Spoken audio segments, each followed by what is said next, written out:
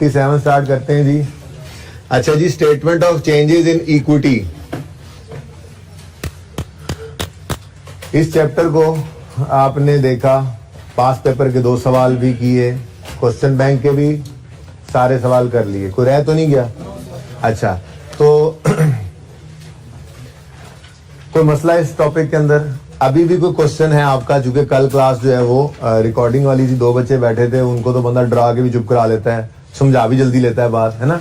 तो अगर आपका कोई क्वेश्चन है, स्टिल आपको कोई प्रॉब्लम है, आप महसूस करते हैं, तो आप बताइए कि मैं आपको वो डिस्कस कर लूं आपके साथ। मैंने एंड पे इसलिए नई चीज शुरू नहीं की थी, बल्कि थोड़ी सी मैंने शेयर कैपिटल की बात कर ली थी कि ऑर्डिनरी शेयर कैपिटल क्या होता है और फिर प्रेफरेंस क्या होता है। फिर प्रेफरेंस के अंदर रिडीमेबल भी होता है और इरिडीमेबल भी होता है। इरिडीमेबल इज लाइक इक्विटी, तो उसकी प्लेसमेंट भी बैलेंस शीट में इक्विटी, और उसके ऊपर पे किया जाने वाला डिविडेंड भी स्टेटमेंट इन इक्विटी में, रिटेन अर्निंग कॉलम में, लेकिन ऑर्डिनरी से पहले। और redeemable preference share is just like loan, तो उसकी प्रेजेंटेशन भी लॉन्ग टर्म लाइबिलिटीज में, नॉन करंट लाइबिलिटीज में, ठीक है। और उसके ऊपर पे की जाने वाली कॉस्ट यानी डिविडेंड, जो कि दरअसल इंटरेस्ट ही होता है, अबाउट अगर डीप डाउन जाकर देखें तो बोलते उसको डिविडेंड ही है, preference dividend of redeemable shares, ठीक है। वो नजर भी कहां पे आता है? प्रॉफिट एंड लॉस के अंदर, पीबीटी से पहले, जहां फाइनेंस कॉस्ट पड़ी होती है, ठीक है। तो ये मोटी मोटी 2-3 बातें थी, मैंने प्रेजेंट करके भी दिखा दिया था। उस डिस्कशन में तो कोई मसला नहीं, वो शायद आज यूज ना हो, कल ना हो, फिर कभी जब कभी भी यूज हो तो वो आपके पास एक पेज के ऊपर वो डिस्कशन रहनी चाहिए, ताकि हम किसी वक्त रेफर कर सकें। तो मैंने ना थोड़ा सा टाइम उस पर लगा दिया था, मैंने कोई नई चीज आई है सेट की शुरू नहीं की थी। स्टिल मैं ये चाहूंगा कि आप एक बार इस को ओवरव्यू ले लें। IAS 1 इस चैप्टर का नाम है, लेकिन IAS 1 तो पूरी फाइनेंशियल स्टेटमेंट्स पे अप्लाई होता है ना। जो फाइनेंशियल स्टेटमेंट्स आपने FAR 2 में जाकर बनानी है ना, फाइनेंशियल स्टेटमेंट्स, वो IAS 1 को भी फॉलो करेंगी और कंपनीज एक्ट को भी फॉलो करेंगी। और जो बच्चों वाली इनकम स्टेटमेंट बैलेंस शीट थी वो आप इंट्रो में बना रहे हैं। वैसे हमारे सिलेबस के अंदर इनकम स्टेटमेंट बैलेंस शीट नहीं है, लेकिन मैंने वो फॉर्मेट आपको तैयार करवा दिया है, जिस फॉर्मेट को आपने FAR 2 के अंदर यूज करना है, स्टेटमेंट ऑफ कॉम्प्रिहेंसिव इनकम का। अब उसका सवाल नहीं है मेरे पास, लेकिन मैंने 2 से 3 बार उसको क्लास में बना दिया है कि आपको उस फॉर्मेट की हद तक ना आप कंफर्टेबल हो गए हैं। अब क्वेश्चन इसका FAR 2 में आप लोग करेंगे तो इंशाल्लाह आप लोग जो है वो कंफर्टेबल ही रहेंगे, क्योंकि यहां से जो चीज हमने पढ़ के वहां पे जानी थी वो मैंने बहरहाल आपको पढ़ा दी थी कि प्रॉफिट निकल कर सीधा जाएगा रिटेन्ड अर्निंग में, और OCI का कंपोनेंट जो है वो जहां पे जाना है। आगे 2-3 चीजें और भी आएंगी FAR 2 में। फिलहाल तो रिवैल्यूएशन सरप्लस ही हमने पढ़ा, वो रिवैल्यूएशन सरप्लस उठ के चला गया कहां पे? अपने रिवैल्यूएशन सरप्लस के कॉलम में, ठीक है ना। तो ये थोड़ी सी बात मैंने आपको साथ कर दी थी। हमारे सिलेबस में इस सेट ऑफ फाइनेंशियल स्टेटमेंट आपके सामने लिखा हुआ है, complete set of financial statement में फाइनेंशियल पोजीशन है, कॉम्प्रिहेंसिव इनकम है, चेंज इन इक्विटी है, कैश फ्लो है और नोट्स है। Income statement balance sheet basic वाली बनाए, अब एडवांस बनानी है FAR 2 में। चेंज इन इक्विटी और कैश फ्लो हमारे सिलेबस में है FAR 1 के अंदर, यहाँ पे बनाने सीख ली एक, और दूसरी बनाना सीखेंगे इंशाल्लाह। आइए सेट शुरू करवाने का इरादा है आज, उसके बाद कैश फ्लो में, ठीक है। उसके बाद नोट शुदा फाइनेंशियल स्टेटमेंट्स हम कुछ बना रहे हैं, लेकिन तफसीलन जो फुल फ्लेज नोट्स हैं वो भी FAR 2 के अंदर ही जाके बनाने हैं, ठीक है। बहरहाल आप इसको एक रीडिंग देंगे आज लाजमी। लर्निंग आउटकम 1 के अंदर, 2 के अंदर कोई मसला हो तो मुझे बताएंगे, ठीक है। पर्पस एंड इंपॉर्टेंस, एग्जाम्पल्स, ये सारा कुछ पढ़ना है। लर्निंग आउटकम 4 देखें, इसके अंदर शेयर कैपिटल में, हाँ ये थोड़ी सी बात आपके साथ में कर दूं, थ्योरेटिकल पॉइंट ऑफ व्यू से ही अहम है। आप लोगों ने लॉ पढ़ रखा है, इसलिए मेरे ख्याल में मेरे से ज्यादा अच्छा तो आप लोग इसको जानते होंगे, मैंने तो पुराना लॉ पढ़ा हुआ, ठीक है। ऑथराइज शेयर कैपिटल क्या होता है? आप इधर इधर देखें, ऑथराइज शेयर कैपिटल क्या होता है? आप तो लॉ की जबान में बताएंगे ना, आप तो नहीं, वो तो मैं भी बता सकता हूं, जो किस में लिखे होते हैं, किस मेमोरेंडम में जो लिखा होता है। अच्छा हाँ, ये आपने लॉ की जबान में बात की, और मैं आपको सादा अकाउंटिंग के अंदर मैं क्या कहता, ये वो लिमिट है जो मैक्सिमम कोई भी कंपनी इशू कर सकती है share capital. Authorise share capital क्या होता है? मैक्सिमम लिमिट जहां तक कोई कंपनी जो है वो शेयर्स की इशुएंस कर सकती है, ठीक है ना। और अगर इसको बढ़ाना पड़े तो ठीक ठाक मुसीबत पड़ जाती है, ठीक है ना। तो बड़ा सारा काम करना पड़ता है, वो लॉ वाले बच्चों को पता होगा, फारल मुझे जरूरत नहीं है उसकी। ऑथोराइज शेयर कैपिटल क्या है? It is the maximum amount of share capital that a company is authorised to raise. A company does not usually issue full amount of its authorized capital. Instead, some of it is held in reserve by company for possible future use. क्या मतलब, मिसाल के तौर पे एक company है, उन्होंने खुला डुला ही अप्रूवल लेते हैं ऑथराइज शेयर कैपिटल का। मिसाल के तौर पे उन्होंने 1000 मिलियन जो है वो ऑथराइज शेयर कैपिटल रखा हुआ है। अब हो सकता है उन्होंने उसमें से अभी जो है वो इश्यू किया हो सिर्फ 600, 650, 700, तो ऐसा ही नॉर्मली होता है। ऑथराइज शेयर कैपिटल, ये आप FAR 2 में जाकर देखेंगे, आपकी ना बैलेंस शीट जो होगी ना, बैलेंस शीट के अंदर जहां पे आपका इक्विटी एंड लायबिलिटी में इक्विटी आता है, तो इक्विटी में सबसे पहले ऑथराइज शेयर कैपिटल होता है। ऑथराइज्ड शेयर कैपिटल आएगा, उसकी डबल लाइन लगी होगी। क्या मतलब, ये टोटल आगे कहीं यूज नहीं होना, लेकिन प्रेजेंट होता है यहाँ पे, ये डिस्क्लोजर है इसका। बहरहाल ये बात इरेलेवेंट हो गई। उसके बाद फिर ऑर्डिनरी, जिसको आप इशूड, सब्सक्राइब, पेड अप भी कहेंगे, अगली बात करते हैं, ठीक है ना। तो ये ऑथराइज शेयर कैपिटल क्या होता है जी, जो कोई ऑर्गेनाइजेशन मैक्सिमम इशू कर सके। फिर इशूड शेयर कैपिटल क्या होता है, जो हमने इशू किया है, लेकिन जरूरी नहीं है कि वो सब्सक्राइब भी हो जाए। अब ये क्या मुसीबत हुई, मुसीबत क्या, वो जो आपने क्वेश्चन बैंक 5 था, 6 था, कल कौन सा किया था, 6 किया था। 6 में कंपनी ने आईपीओ किया था 5 मिलियन शेयर्स का, ऑफर किए थे 5 मिलियन। ये उन्होंने इशू, मतलब ऑफर किए थे ना इशू करने के लिए, लेकिन कितनी सब्सक्राइब हुए, 75% लोग। कल वाला लेक्चर लिया है, कल वाला लेक्चर किस किसने नहीं लिया, किस किसने नहीं लिया कल वाला लेक्चर, माशाल्लाह। हाँ अच्छा, बड़ी मेहरबानी ना। तो क्या बोल रही थी, हाँ, इशू किए, मतलब ऑफर किया उन्होंने 5 मिलियन, लेकिन लोग आए सिर्फ 3.75 मिलियन शेयर्स उन्होंने सब्सक्राइब किए कि जी हम लेंगे, ठीक है। अब सब्सक्राइब करने के बाद अगली कहानी भी है, ठीक है, और वो है, खैर पार्टली पेड शेयर्स की बात है नहीं, देख लेंगे, करनी पड़ी तो कहीं पे कर लेंगे, हमारे सिलेबस में तो वैसे नहीं है, ठीक है। लेकिन वैसे बता रहा हूं कि हो सकता है, हाँ लॉ में भी अब तो नहीं है, कह रहे भाई सब्सक्राइब किए शेयर्स और फिर पे भी कर दिए बंदों ने उसके पैसे, तो जो पे कर दिए पैसे वो पेड अप कैपिटल जो होता है उसकी एंट्री हम अब किया करते हैं, ठीक है ना। तो ये 3-4 बातें लिखी हुई हैं टाइप्स ऑफ शेयर्स के अंदर। ऑथराइज हो गया maximum amount issued, a company may elect to only issue a portion of total share capital with plan of issuing more shares on a later date. Issued share capital is the total value of shares a company sells, जो उन्होंने बेचने के लिए लगाए हैं, ठीक है, वो क्या कहते हैं जी, इशूड, ठीक है। Issued share capital of company is the par value of shares that have actually been issued to share holders. और subscribed share capital, when a company issued its authorised share capital, some part of it may not be subscribed by investors, ठीक है। Subscribed share capital is the monetary value of all shares that investors have committed to buy. उन्होंने commit कर लिया कि हम ये bye करेंगे, और फिर जब उसको पेमेंट कर दें पेड अप शेयर कैपिटल, तो वो पेड अप शेयर कैपिटल वो होता है कि जो उन्होंने कमिट किया था बाय करने का, उसके पैसे उन्होंने दे के वो बाय कर लिए, ठीक है। तो paid up share capital is the amount of money a company has received from share holders in exchange of its shares, ठीक है जी। तो ये बस ऐसे न्यूमेरिकल के लिए तो कोई खास जरूरत नहीं है हमें, फिलहाल जितनी वो जरूरत पड़नी भी थी मैंने वो भी बता दिया, वो FAR 2 में जाके पढ़नी है, ऑथराइज शेयर कैपिटल की प्रेजेंटेशन। बाकी आपके लिए सिर्फ जो है ना, ये issued, subscribed and paid up capital ये एक ही हुआ करेगा। मतलब आप यूं समझ लें, आपके लेवल पे मैंने जैसे यहाँ पे लिखा ना, बैलेंस शीट में इक्विटी, और इक्विटी के अंदर मैंने यहाँ पे कहा जी होगा, मिसाल ये बिल्कुल भी आप परेशान ना हो, ये आपके सिलेबस में नहीं, वैसी बात कर रहा हूं।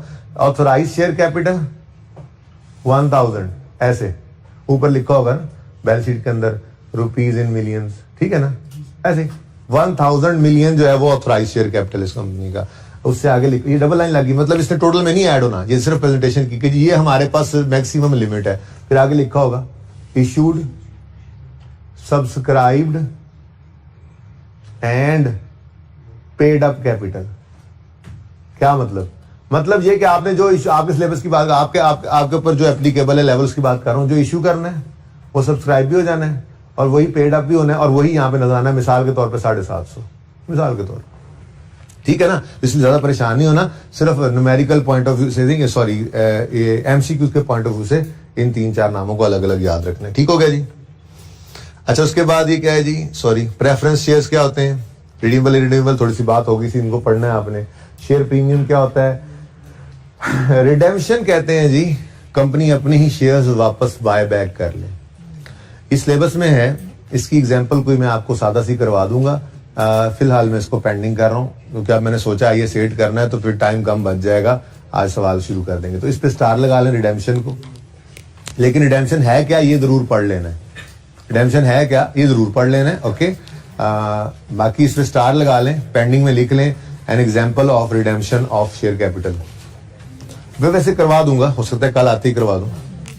अच्छा, डिविडेंड क्या होता है पढ़िएगा, जो भी बात प्रॉब्लमेटिक हो मेरे साथ डिस्कस करनी है। बोनस शेयर्स, राइट इशू, ये सिर्फ अंग्रेजियां पढ़ लेनी है एक बार। हाँ, ये बड़ी इंपॉर्टेंट बात है, ये मैं जो इंपॉर्टेंट बातें ना मैं खुद ही बताता जा रहा हूं। ये देखें जी, statement of changes in equity, इधर स्टेटमेंट, यहां चमक तो नहीं पड़ रही भाई आमिर? अच्छा जनाब, ये ले जनाब,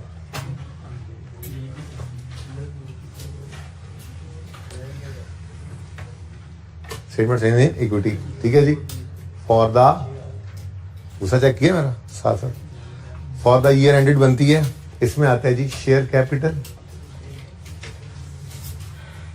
share premium, retained earnings, general reserves. जरा मैं आपको थोड़ा सा बल्कि यूं कर लें, इधर रिवेल सरप्लस भी डालें।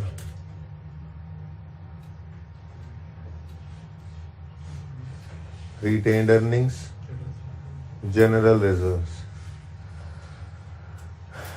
इनको ना, इन पांचों को एक मैं नया नाम देने लगा। इन पांचों को, बल्कि इन पांचों का जो नया नाम है ना, जरा इधर से इधर करके लिखें ताकि अलग अलग वाले नाम भी लिख सकूं। इन पांचों का एक नया नाम है और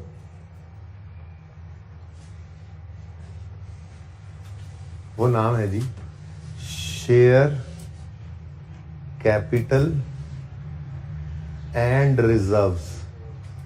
शेयर कैपिटल एंड रिजर्व्स, यानी कि ये भाई साहब तो हो गए ना अलग, ये तो है क्या, शेयर कैपिटल, बाकी सब क्या है, रिजर्व्स। शेयर कैपिटल के अलावा बाकी सारी चीजें क्या है, रिजर्व्स। रिजर्व्स, ये भी रिजर्व पड़ा है। रिटेन प्रॉफिट क्या मतलब होता है, रिजर्व, प्रॉफिट कमाया रिजर्व में रखा हुआ है। जनरल रिजर्व, रिजर्व्स हैं, सारे रिजर्व्स हैं। अब मुझे बताएं, इन चारों रिजर्व में कोई फर्क है आपस में? ये चारों में कोई फर्क है क्या? क्या फर्क है? ये तो रियलाइज्ड है। अच्छा, अब जरा मेरी बात सुने, जरा पॉइंट ऑफ व्यू इस तरह से सोचना चाहिए था, मुझे सवाल खुद करना चाहिए था ना। बहरहाल मेरा सवाल है आपसे, इनमें से डिविडेंड किस किस में से बांट सकते हैं? कैश, कैश, कैश डिविडेंड,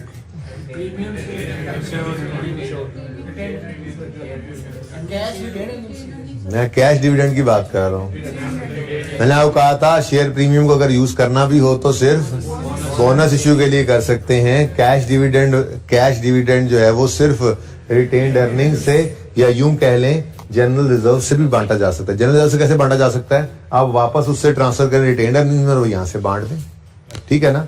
तो वो रिजर्व्स जिनसे कैश डिविडेंड बांटा जा सके उनको कहा जाता है रेवेन्यू रिजर्व्स। क्या कहा जाता है जी? Revenue reserves.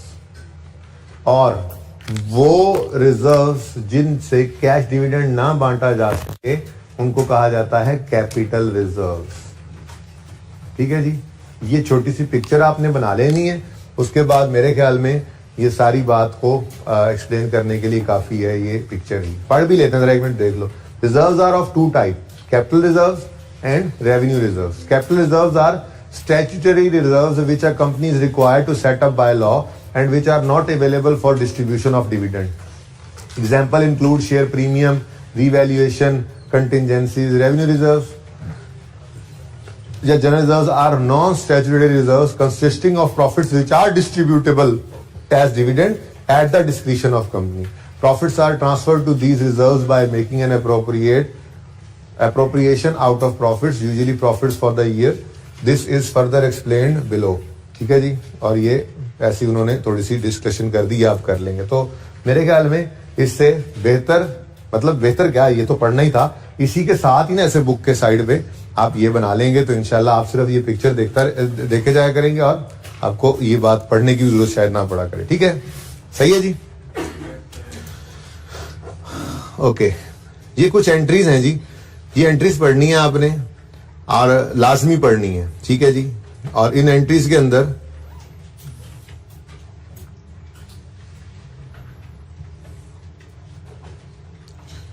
जो नई चीज आएगी ना आपके जाकर एंट्रीज में, ये हैं 12 से शुरू हो रही हैं। ठीक है ना, 11 से, बल्कि जब रीपरचेज, इनफैक्ट 10 से रीपरचेज, यानी वो जो रिडेम्पशन की बात हुई थी ना, ये 10, 11, 12, 13, ये एंट्रीज फिलहाल आप रहने दीजिएगा 10 से ऑनवर्ड्स। बाकी जर्नल एंट्रीज आप पढ़ लीजिएगा, टिक कर लीजिएगा। ये मुख्तलिफ जर्नल एंट्रीज हैं जो मैंने आपको पढ़ा दी हुई हैं, जैसे कैश डिविडेंड की एंट्री क्या होती है, बोनस डिविडेंड की एंट्री क्या होती है, वगैरह वगैरह वगैरह। ठीक है, इनमें अल्लाह करे कोई ऐसी एंट्री मिल जाए जिसमें लिखा हो कि, अच्छा एक छोटी सी बात है, एंट्री में लिखा क्या हो कर ही लेते हैं, वो बात भी कर ही लेते हैं। एक चीज होती है जी issue cost,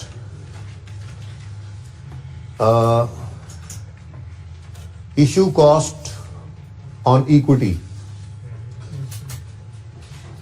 issue cost on equity. क्या मतलब, आप जब शेयर्स इश्यू करते हैं, माशाल्लाह लॉ पढ़ा हुआ ना आप लोगों ने, तो पता ही आपको कितनी ज्यादा लीगल फॉर्मेलिटीज हैं। खैर है, मैं लॉ नहीं पढ़ा रहा, टेंशन ना लो, मैं ये नहीं कहूंगा वो जो पढ़ा हुआ वहां पे ऐसे नहीं, मैं सिर्फ ये कह रहा हूं कि अगर जिन्होंने नहीं पढ़ा उनको, उनके लिए अगली बात है। मैंने क्या कहा, जिन्होंने लॉ पढ़ा हुआ है यार, आपको तो पता ही कितनी लीगल फॉर्मेलिटीज है। अब जिन्होंने नहीं पढ़ा हुआ उनको ये बता दिया मैंने कि लीगल फॉर्मेलिटीज हैं कब। तो अब लीगल फॉर्मेलिटीज के लिए कोई मैंगो मैन तो वो सारे काम कर नहीं सकता, तो कोई ना कोई प्रोफेशनल हायर करना पड़ता है। कोई वकील, कोई चार्टर्ड अकाउंटेंट हायर किया जाता है, कंपनीज हायर करती हैं उनको। ठीक है, और हायर करके उनसे ये सारा प्रोसेस करवाती हैं इश्यूएंस ऑफ शेयर्स का। ठीक है, अब ये जो उस कंसल्टेंट ने, उस लॉयर ने या उस चार्टर्ड अकाउंटेंट ने जो कंपनी से कंसल्टेंसी चार्जेस लेने हैं, क्या ये इश्यू कॉस्ट नहीं है? ये इश्यूएंस कॉस्ट है, बोलो। अब ये इश्यू कॉस्ट क्या है? ये एक एक्सपेंस है। Issue cost, issue cost, cost mean expense, लेकिन चलो मैं फिर भी लिख रहा हूं एक्सपेंस साथ। इश्यू कॉस्ट एक्सपेंस, ये डेबिट, और वो उसको पैसे दे देते हैं, कैश क्रेडिट। ठीक है जी, भाई समझ आती है बात? अच्छा, अब अकाउंटेंट्स ने ये कहा कि यार, अकाउंटेंट्स ने ये कहा, भाई नजर आ रहा है सबको? अकाउंटेंट्स ने नहीं कहा कि नजर आ रहा है सबको? अकाउंटेंट्स ने कहा कि यार देखो, ये जो हमने पेमेंट की है कैश की, ये कैश की पेमेंट किस लिए की है भाई? शेयर्स इशू करने के लिए, इक्विटी बढ़ाने के लिए। तो ज्यादा मुनासिब है इसको प्रॉफिट एंड लॉस में फेंकने की बजाय इसको इक्विटी को ही चार्ज कर दिया जाए, क्योंकि ये इश्यूएंस कॉस्ट ऑन इक्विटी है। ये इश्यूएंस कॉस्ट ऑन इक्विटी है। ये लिख के काटना ताकि नजर आए इश्यू कॉस्ट एक्सपेंस, ताकि सिंपल एंट्री सिंपल ही रहे। जो सिंपल चीज होती है ना, वो सिंपल ही रखनी चाहिए। ठीक है ना बेटा, उसको खाम में कंफ्यूजन का शिकार नहीं खुद को बना लेना होता। ठीक है ना, सादा बात है। एक कॉस्ट है इश्यूएंस कॉस्ट, कैश पे किया, issuance cost, debit, cash, credit, कहानी खत्म। ये यहां तक कोई मसला नहीं है। अब अकाउंटेंट ने क्या कहा, ये बात और तरफ में ले गया वैसे, चलो अब ये आखिरी बात करके फिर आगे सेट शुरू करते हैं। अकाउंटेंट ने क्या कहा? अकाउंटेंट ने कहा यार ये प्रॉफिट एंड लॉस में ले जाना मुनासिब नहीं है, ये इक्विटी के इश्यूएंस की कॉस्ट है ना, तो इसको इक्विटी को ही चार्ज कर दें। किसको चार्ज कर दें? इक्विटी को। तो फिर हमने कहा ठीक है, वहां पर तो फिर हमारे पास रिटेन्ड अर्निंग्स मौजूद है, यानी हम रिटेन्ड अर्निंग्स डेबिट कर लें और कैश को क्रेडिट कर दें। ये किसकी एंट्री है जी? Issuance cost of equity. Issuance cost of equity की जर्नल एंट्री आपको मैंने आज सिखाई, और वो जर्नल एंट्री क्या है? Retained earnings debit, cash, credit. अगली बात, एक मिनट, अगली बात वही है जी जहां पे बोनस शेयर्स के साथ मैंने की थी, आपके साथ बोनस शेयर के बारे में की थी कि अच्छी कॉर्पोरेट प्रैक्टिसेस क्या हैं। वो ये कहती हैं कि देखो, शेयर प्रीमियम ने ना और कहीं इस्तेमाल नहीं होना। तो जैसे हमने कहा था ना पहले कि डिविडेंड, ये बोनस डिविडेंड देने के लिए, बोनस शेयर इशू करने के लिए इस शेयर प्रीमियम को यूज कर लो, ऐसे ही ये इश्यूएंस कॉस्ट को भी ना, जो इक्विटी को चार्ज करना है, रिटेन्ड अर्निंग्स की बजाय अगर आप चाहो तो इसको शेयर प्रीमियम को भी चार्ज कर सकते हो। आप जो मर्जी एंट्री करें, आपका दिल करे। मैं तो कहूंगा रिटेन अर्निंग्स वाली ही ठीक है, वो याद रह जाती है, लेकिन ऑप्शन दोनों ही हैं, कहीं पे नजर आ जाए तो उससे परेशान ना हो जाना, ठीक है। तो इश्यूएंस ऑफ शेयर कैपिटल की जो कॉस्ट होती है, इश्यूएंस ऑफ इक्विटी की जो कॉस्ट होती है, उसको हम इक्विटी को ही चार्ज कर देते हैं इन एक्सपेंस डेबिट प्रॉफिट लॉस में। अल्टीमेटली पहुंचना उधर ही है, लेकिन कहते हैं डायरेक्टली यार करो इक्विटी को चार्ज, क्या प्रॉफिट लॉस में दिखाते हो, ठीक है ना। तो एक्सपेंस डेबिट करने के बजाय वही रिटेन अर्निंग को, अल्टीमेटली फर्क तो वही बढ़ना है ना। प्रॉफिट में वो प्रॉफिट लॉस में डेबिट होता है, वहां से प्रॉफिट कम होता है, रिटेन अर्निंग कम आती, तो यहीं पे डायरेक्ट डेबिट कर दो, ठीक है ना। तो issuance cost expense debit profit loss में करने की बजाय आप रिटेन अर्निंग्स को डेबिट करके कैश क्रेडिट कर दो। और अगर आपका दिल चाहे, आपके पास ऑप्शन है, आप शेयर प्रीमियम को भी डेबिट करके इश्यूएंस कॉस्ट को वहां रिकॉर्ड कर सकते हो, ठीक है जी। बेटा यहाँ क्वेश्चन कोई आ रहा था जी। नहीं बेटा, ये सैलरी होती है हमारे अपने मुलाजिम की कॉस्ट। सैलरी एक्सपेंस अगर होता तो फिर वो इश्यूएंस कॉस्ट ही ना होती, फिर वो हमने अपने पास अपने दफ्तर में एक बंदा बिठाया हुआ है हमारा लीगल, ठीक है ना, वो हमारे पे रोल पे है, तो उसकी सैलरी हमारे प्रॉफिट एंड लॉस के अंदर पीबीटी से ऊपर की, प्रॉफिट एंड लॉस के अंदर नेट प्रॉफिट से ऊपर की बात है, वो हमारे बिजनेस का एक्सपेंस है। फिर उसने हमसे ये पैसे लेने ही नहीं है अलग से, वो तनख्वाह ले रहा है हर महीने, वो ये काम भी बीच में कर देगा, फिर कोई इश्यूएंस कॉस्ट नहीं आई, हमें अपना बंदा रखा हुआ है। ये है कंसल्ट, मैंने बोला भी कंसल्टेंसी चार्जेस उसने लिए, बंदे ने आके असाइनमेंट की, उसने कंसल्टेंसी चार्जेस दिए, और हम इस काम के लिए बंदा नहीं बिठा लेते होते, हर महीने से तनख्वाह दी, जब जरूरत पड़ेगी यार मार्केट से बुलाएंगे, कितने बंदे बैठे हुए काम करवाएंगे, पैसे देके वापस भेज देंगे उसको मार्केट, बात समझ रहे हो, ठीक है। तो ये कंसल्टेंसी चार्जेस जी। चले आगे, चले जी, एक बार आपने इसको देखना लाजमी है, ओके। लर्निंग ऑब्जेक्टिव जो एंट्रीज कहीं है फिलहाल रहने देना, उनको रहने देना। लर्निंग ऑब्जेक्टिव 6 भी आपने पढ़ना है, ठीक है। ये एग्जांपल्स, लर्निंग ऑब्जेक्टिव 7, ये सारे नोट्स एक नजर आपने देख लेने हैं, तसल्ली कर लेनी है कि इसमें कोई मसला तो नहीं है। अच्छा जी, बुक इंशाल्लाह 1-2 दिन के अंदर आप लोगों की आ जाएगी। ये चैप्टर भी आप लोगों का बना हुआ ही है, जाहिर सी बात है। असल में अनलकीली जो हमारे यहाँ पे नहीं, जो हमारे क्या कहते हैं उसको, कंपोजर थे जो हमारे फॉर्मेटिंग करते हैं, क्योंकि हम काम करके उनको दे देते हैं, फाइनल वही करते हैं। उनकी बेटी की जो है वो सडन डेथ हुई थी यहाँ पे, तो वो कोई एकदम से छुट्टी में चले गए थे। अब मौका भी ऐसा था, मुझसे खुद हुआ नहीं, उनको ये भी नहीं कहा जा सकता, तो बहरहाल वो आ चुके हैं और काम शुरू हो चुका है, बल्कि काम खत्म हो चुका है। तो ये आज या कल के अंदर प्रिंटिंग में चली जाएगी वो, तो इंशाल्लाह होपफुली इस वीक के एंड तक या अगले वीक के मंडे को अवेलेबल हो जाएगी ये बुक।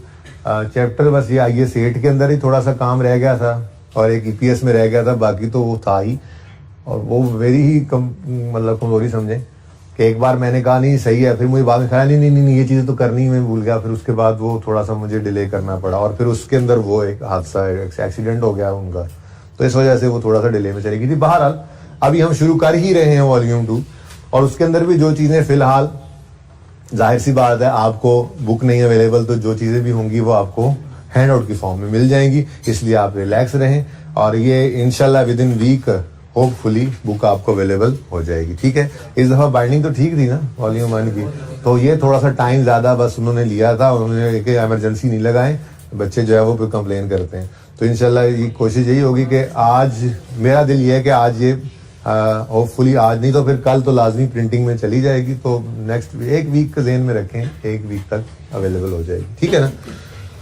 तब तक हम इंशाल्लाह IAS 8 को करना शुरू करते हैं। IAS 8 की थेरी शेरी साइंसें बाद में, ठीक है ना। फिलहाल तो सादा सा सवाल एक पकड़ते हैं, उसमें सादा अकाउंटिंग करते हैं, जैसे बचपन में अकाउंटिंग किया करते थे, जैसे करेक्शन ऑफ एरर टाइप चीज होती है, वैसे काम शुरू करते हैं, उस काम के इम्पैक्ट्स देखते चले जाएंगे। नोट शोट देखते हैं, आज नोट तक पहुंच गए तो ठीक है, ना पहुंचे तो बात की बात है, ठीक है। तो आपके नोट्स भी आपको मिल जाएंगे, जाहिर सी बात है। चैप्टर 6 है आपकी बुक्स का, ठीक है। Accounting policies, change in accounting estimate and errors. Errors basically ये पूरा नाम अगर लिखे ना, स्टैंडर्ड ने तो एरर्स लिखा हुआ है, ये प्रायर ईयर एरर्स की बात करता है, ठीक है ना, प्रायर ईयर एरर्स, ठीक है। अब चेंज इन एस्टीमेट की अकाउंटिंग हमने सीखी हुई है, बल्कि मैंने तो आपको नोट बनाना भी सिखा दिया था, याद है आपको, याद हो के ना याद हो, मुझे याद है, ठीक है। हाँ, लेकिन ये कर लेंगे कि कोई एक आधा सवाल देख के उसमें उसको रिवाइज कर लेंगे। रेजिडुअल वैल्यू डाल के भी एक सवाल मैंने कहा था कि पेंडिंग है। हम फिक्स एसिड के सवालों में हमने नोट बनाया था चेंज इन एस्टिमेट का, लेकिन उन दोनों सवालों के अंदर ऑर्चर्ड वाले सवाल में बनाया था गालिबन, और दूसरा हाँ टेस्ट के 2 सवाल थे, ठीक है। उन दोनों सवालों के अंदर हमने चेंज इन एस्टिमेट का सब नोट बनाया था। दोनों सवालों के अंदर रेजिडुअल वैल्यू सवाल में गिवन नहीं थी। उससे पहले मैंने एग्जांपल्स बना के बड़ी तफसील से ना आपसे डिस्कशन की थी चेंज एस्टिमेट के नोट की, ठीक है ना। हाँ, लेकिन ये कि उसमें रेजिडुअल वैल्यू डाल के भी उसको एक दफा देख लेंगे और उसका नोट भी रिवाइज करेंगे, पर जब आएगी बारी तब। फिलहाल तो एक चेंज इन पॉलिसी का क्वेश्चन मैं आपको करवाने लगा हूं। और देखें, पॉलिसी क्या होती है, अकाउंटिंग पॉलिसी कहते हैं। ये मैं थ्योरी भी पढ़ाऊंगा आपको, बुक में भी आपके मौजूद होंगी चीजें, ये सब कुछ पढ़ाऊंगा आपको, टेंशन लें। फिलहाल जबानी बातें चल रही हैं। अकाउंटिंग पॉलिसी क्या है, आपने आपके पास कोई इन्वेंट्री पड़ी है, आपने उस पर कौन सा स्टैंडर्ड लगाना है, IAS 2। अब IAS 2 ने कहा कि आप FIFO भी यूज कर सकते हो, FCO भी यूज कर सकते हो। आपने सेलेक्ट कर लिया FIFO, now this is your accounting policy, ठीक है। और अब इसको आपने कंसिस्टेंटली अप्लाई करना है, इसको चेंज करने की इजाजत नहीं है सिवाय 2 सूरतों के। पहली, स्टैंडर्ड ही बदल जाए। जैसे हमारे पढ़ने से पहले की बात है कि एक लाइफो मेथड भी होता था इन्वेंटरीज में, ठीक है। Last in first out, first in first out भी होता था, लास्ट इन फर्स्ट आउट भी होता था, ठीक है। तो सुनते हैं हम अब जी, नहीं बेटा, FIFO है फर्स्ट इन फर्स्ट आउट, ठीक है ना। हाँ, जरा घर जाके सोचना इस बात पे जो आपने किया ना ये लाइफ। अभी मेरा टाइम नहीं है कि मैं आपको सोचवाऊं। सुनो सुनो सुनो सुनो, अब आप लाइफो यूज कर रहे थे, आपकी अकाउंटिंग पॉलिसी थी, आप लाइफो पे चल रहे थे, स्टैंडर्ड बदला, लाइफो ही खत्म हो गया। अब अकाउंटिंग पॉलिसी चेंज करनी पड़ेगी, मजबूरी है, ठीक है, मजबूरी है। तो एक वजह ये हो सकती है कि स्टैंडर्ड बदल जाए, तब आप अकाउंटिंग पॉलिसी चेंज कर सकते हैं, वरना इजाजत नहीं है, ठीक है। दूसरी सिचुएशन ये है कि मैनेजमेंट ये समझती है कि अगर हम पॉलिसी चेंज करें तो ये ज्यादा बेटर प्रेजेंटेशन है यूजर को, ज्यादा अच्छी इंफॉर्मेशन मिलेगी यूजर को। तो फिर अगर आप ये डेमोन्स्ट्रेट कर सकते हैं कि यूजर को इससे ज्यादा अच्छी इंफॉर्मेशन मिलनी है, हम इसलिए पॉलिसी चेंज कर रहे हैं, तो फिर भी आप कर सकते हैं। लेकिन ये भी रूटीन नहीं होती, ये भी कभी कभार होता है। उसकी वजह पता है क्या है, लोग डरते हैं इससे चेंज करने से। उसकी वजह पता है क्या है, उसकी वजह ये है कि जिस दिन से ये पॉलिसी अप्लाई की हुई थी ना आपने, उस दिन से सारी फाइनेंशियल स्टेटमेंट्स को सही करते हुए आना है। अब ये कैसे करेंगे, उस दिन से डोरेमोन बनना है, हमने टाइम मशीन में बैठना है, क्या करना है, ये तो बात की बात है। फिलहाल तो हम जो है ना वो सीखते हैं कि चेंज अकाउंटिंग पॉलिसी को अप्लाई कैसे करें इस सवाल के अंदर, ठीक है ना। तो पॉलिसी की बात कर रहा था आपको कि जैसे लाइफो यूज कर रहे थे, पॉलिसी स्टैंडर्ड बदल गया, तो मजबूरन हमें लाइफो से FIFO या FCO पे अब आना पड़ेगा। Now this change in accounting policy is mandatory required by standard, ठीक है। ऐसे ही हमारी इस एग्जांपल के अंदर भी है, इस प्रैक्टिस क्वेश्चन 1 के अंदर भी है। ये प्रैक्टिस क्वेश्चन 1 है आपकी बुक्स का, पेज नंबर अभी तक लग तो गए हैं, लेकिन मैं कंफर्म नहीं हूं कि जब तक मेरे पास फाइनल फॉर्म के अंदर नहीं आएगी मैं पेज नंबर इसलिए रेफर नहीं कर रहा, ठीक है। तो हमारे चैप्टर 6 में, हमारी बुक का जब वॉल्यूम 2 आएगा ना, इसमें सबसे पहला चैप्टर 6 है। उसके नोट्स खत्म होंगे तो सबसे पहला प्रैक्टिस क्वेश्चन ही आते हैं ना, उनमें सबसे पहला सवाल है ये सवाल मैं आपके साथ प्रैक्टिस सेट 1 कर रहा हूं, तो ये लिख लें, ये प्रैक्टिस सेट 1 है, ये प्रैक्टिस सेट 1 ही रहेगा, ठीक है। अच्छा, अब हमारी इस एग्जांपल, इस प्रैक्टिस क्वेश्चन के अंदर भी क्या है, ये कहानी कुछ इस तरह से है कि ये भी हमारे पढ़ने से पहले की बात है। 2003 के अंदर ना पुराना IAS 23 जो था, बोरिंग कॉस्ट, उसके अंदर ऑप्शन था कि आप इंटरेस्ट को एसिडी कॉस्ट में ऐड करना चाहें तो ऐड कर लें, अगर एक्सपेंस आउट करना चाहें तो एक्सपेंस आउट कर लें। जैसे FIFO को ऑप्शन है ना, वैसे ही ये भी था। अब जिस ऑर्गेनाइजेशन की हम बात कर रहे हैं, अभी हम इसको पढ़ते हैं, सारी अंग्रेजी लिखी हुई है, जिस ऑर्गेनाइजेशन की हम बात कर रहे हैं, ये ऑर्गेनाइजेशन जो है, ये पहले IAS 23 जो पुराने वाला था उसको फॉलो करते हुए इंटरेस्ट को एक्सपेंस आउट कर देती थी। लेकिन 2003 के अंदर जो है वो स्टैंडर्ड में चेंज आई, और अब उन्होंने कहा कि इंटरेस्ट जो है क्वालिफाइंग एसेट पे जो हम पढ़ते हैं, जो हम पढ़ के आए हैं, अब उस स्टैंडर्ड की बात हो रही है, वही वाला चला 2003 में जो चेंज हुआ था, ठीक है ना, कि इंटरेस्ट अगर क्वालिफाइंग एसेट के ऊपर आपने पे किया है तो उसको एसिडिक कॉस्ट में ऐड करना है। इसमें आपको ऑप्शन नहीं है, अब ये मैंडेटरी है। ये क्या है? मैंडेटरी। अब ये बेचारे पहले कर रहे थे एक्सपेंस आउट, अब इनको करना पड़ गया एसिडिक कॉस्ट में ऐड। तो जब से ये कर रहे थे ना एक्सपेंस आउट, तब से इनको ये रेक्टिफिकेशन करनी पड़ेगी। जाहिर सी बात है, रेक्टिफिकेशन कैसे बनेगी? जरा देन के अंदर लेके आओ, देन के अंदर लेके आओ। क्या कर रहे थे पहले? क्या कर रहे थे? बोलो बोलो बोलो बोलो। एक्सपेंस डेबिट कैश क्रेडिट कर रहे थे, और क्या करना पड़ेगा? करना क्या चाहिए था? ओरिजिनल रॉन्ग रेक्टिफाइंग वही करना क्या चाहिए था? Asset debit cash credit. करते क्या रहे? Expense debit cash credit. तो फिर अब क्या करें? एसेट को डेबिट करके एक्सपेंस को क्रेडिट करना पड़ेगा ना। ये कहानी। लेकिन ये कहानी मसला ये है कि जहां तक वापस जा सके वहां तक जाके सही करनी है। इसलिए अकाउंटिंग पॉलिसी को चेंज करना वो बेलने बाजू देने वाली बात है, कोई करता नहीं है। एक बार जो पॉलिसी अप्लाई करते हैं, कंसिस्टेंटली सिलेक्ट करते हैं, सेलेक्ट कर लेते हैं ना जब अकाउंटिंग पॉलिसी हम, तो फिर उसको कंसिस्टेंटली ही अप्लाई करते हैं। वैसे उसको कंसिस्टेंटली अप्लाई करने का फायदा ये होता है कि कंपेरेबिलिटी का इशू नहीं आता, हम कंपेरेबल रहते हैं। ठीक है ना? पिछले साल भी 5 होता, इस साल भी 5 होता, तो पता लगेगा कि स्टॉक ज्यादा है या कम है, ना कि वो चेंज की वजह से चेंज हो जाए हमारा स्टॉक वगैरह। ठीक है ना? चले सवाल पढ़ते हैं। आज हैंड आउट बना देता हूं, कल वाला भी आज वाला भी इंशाल्लाह मिल जाएगा, लेकिन फिलहाल ये सवाल देखें। ड्यूरिंग 2003 नजर आ रहा है सवाल? ड्यूरिंग 2000 सबको नजर आ रहा है सवाल? सबको नजर आ रहा है सवाल? During 2003 a revised IFRS on borrowing cost IAS 23 was published। ये किसी नोट नहीं करना था, अब तो होना था जो हो गया। During 2003 a revised IFRS on borrowing cost IAS 23 was published। The company had previously been expensing borrowing cost as a period cost, but the revised IFRS required that all borrowing costs be capitalized to related assets। समझ आ रही बात? तो क्या कर रहे थे? Borrowing cost को previously expense out कर रहे थे, लेकिन जो रिवाइज आईएफआरएस है वो रिक्वायर कर रहा है कि सारी बोरिंग कॉस्ट को कैपिटलाइज करो रिलेटेड एसेट में। अब ये ना कहना क्वालिफाइंग एसेट तो लिखा नहीं हुआ, वो कह रहा है कि ठीक है, वो अगली बात बताएगा कि क्वालिफाइंग एसेट पर ही था, या जो वो कह रहा होगा फिर वो सही है।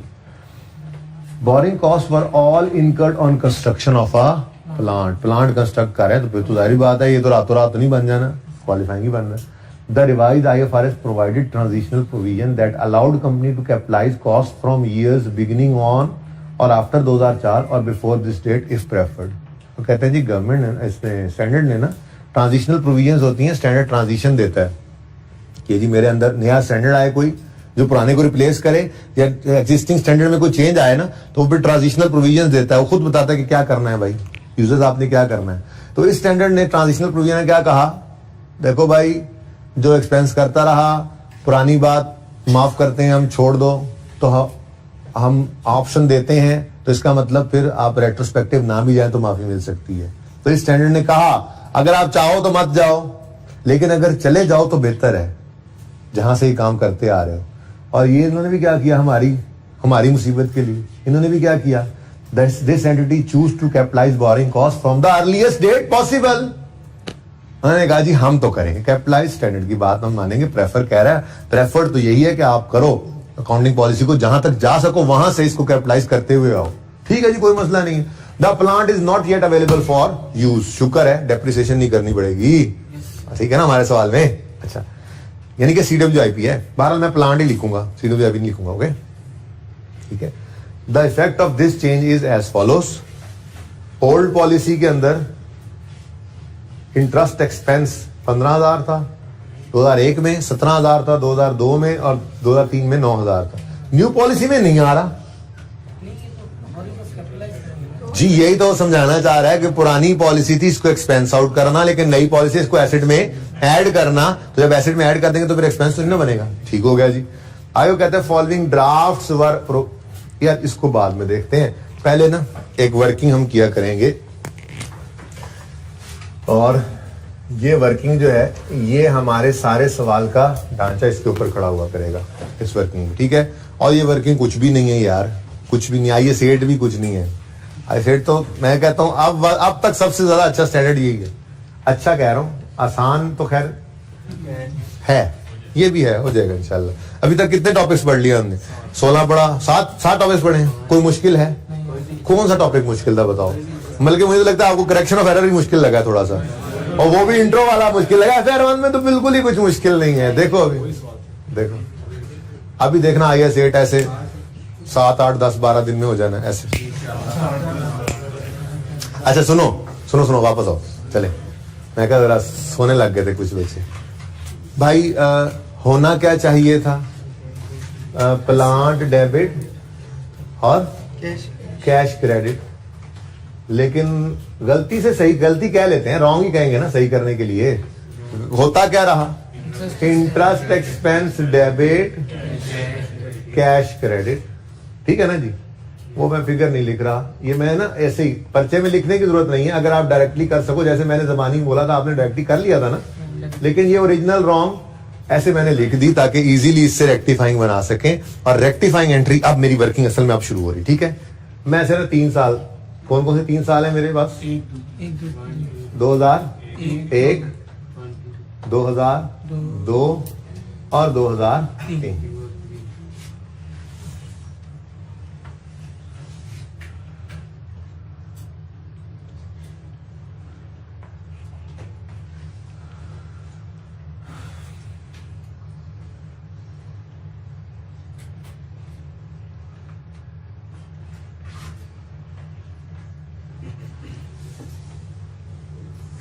अच्छा जी, अब 2001, 2002 और 2003 जी।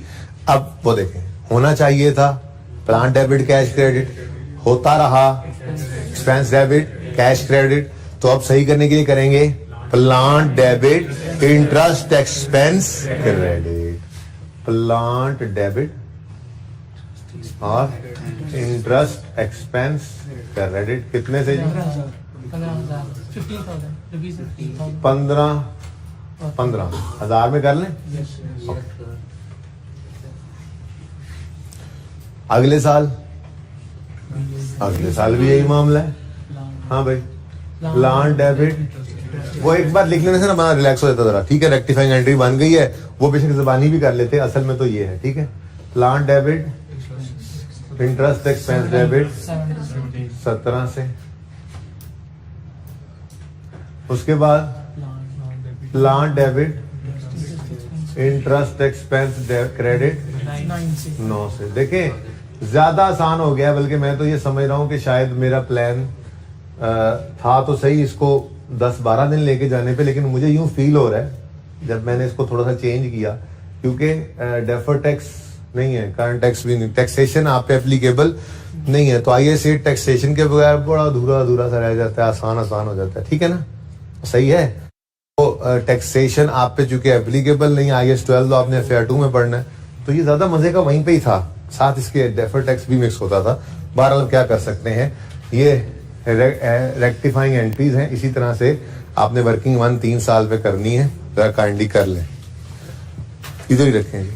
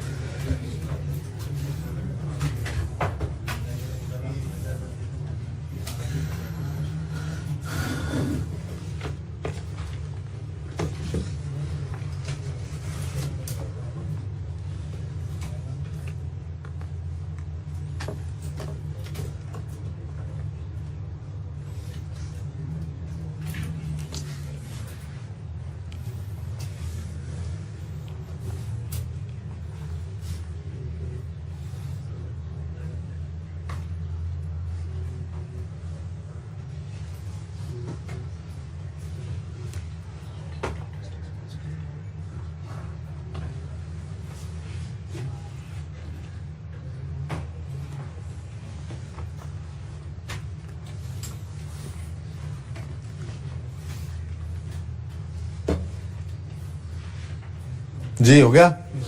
अच्छा, अब ये ड्राफ्ट हमें प्रोवाइड किए गए, ऊपर वाला काम तो हमने कर लिया, ठीक है ना।